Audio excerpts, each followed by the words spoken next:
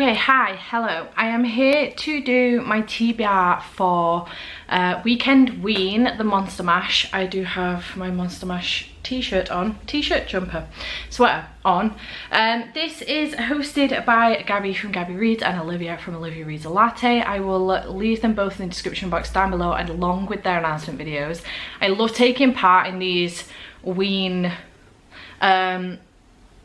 readathons that they host. They do summer ween, they do winter ween, they did spring flingo ween this year, and they always do something around October time.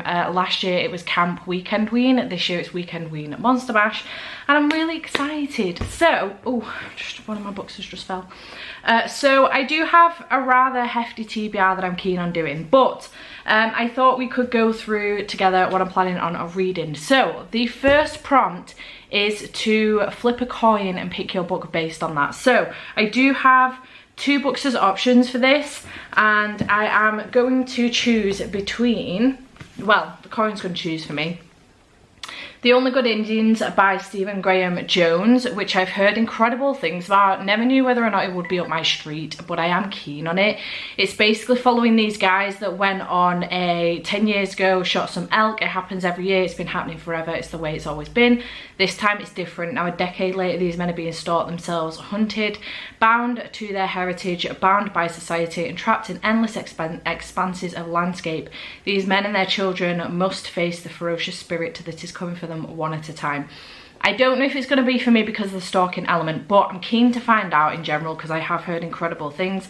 So, and this will be my first Stephen Graham Jones. So this is the first option. The second one is Clown in a Cornfield 2, Friendo Lives. I did read the first one of this series and I've really enjoyed it. It's basically about these kids in this town and they're being picked off one by one by a clown. There's more to it than that, but that's the gist of the story without spoiling anything. So I am keen on reading the second one for this one. So we're going to go for heads and tails on this, and I do have a 50p piece here for those of you that are unaware what a 50p piece looks like.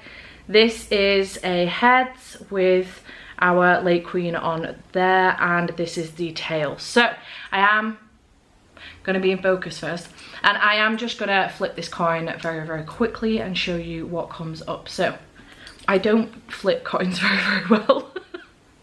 we have the head.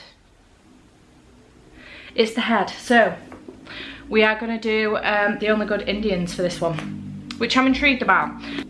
The second prompt is to read a book with a monster in it or a monster on the cover, and for this one I am going to go for Ice Planet Barbarians by Ruby Dixon. I do need to read this for Literature Book Club.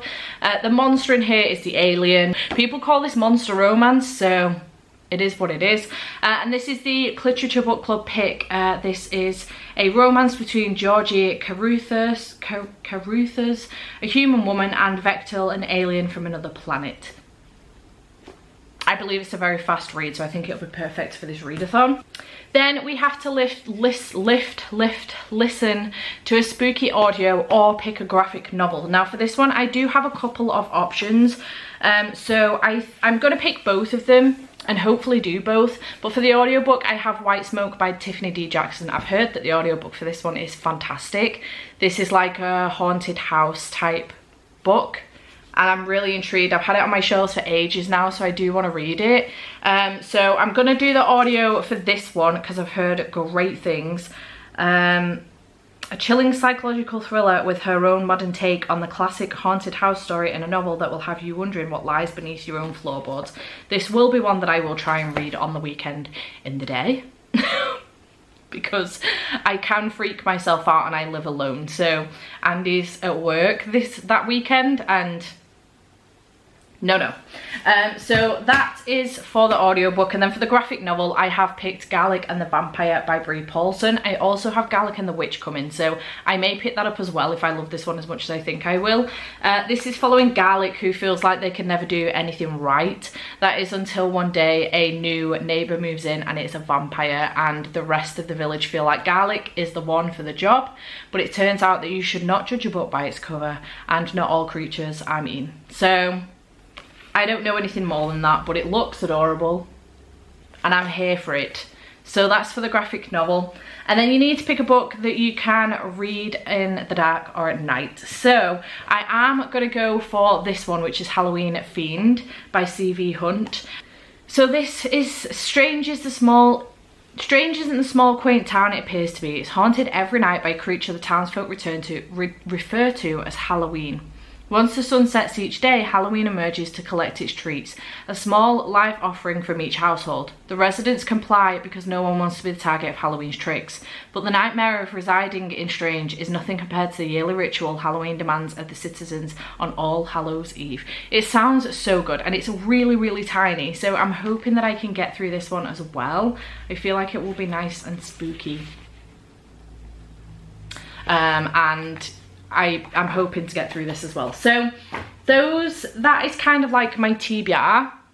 So the coin toss for The Only Good Indians, the monster one for The Ice Planet Barbarians, an audio or graphic novel, White Smoke and Garlic and the Vampire, and then a book at night is Halloween Fiend. So I'm hoping to get through all of them, but we will see what happens. This is running Friday through till... my battery died. Yeah, it's running Friday 28th. Through till Monday the 31st, which is on Halloween. So I'm really, really excited.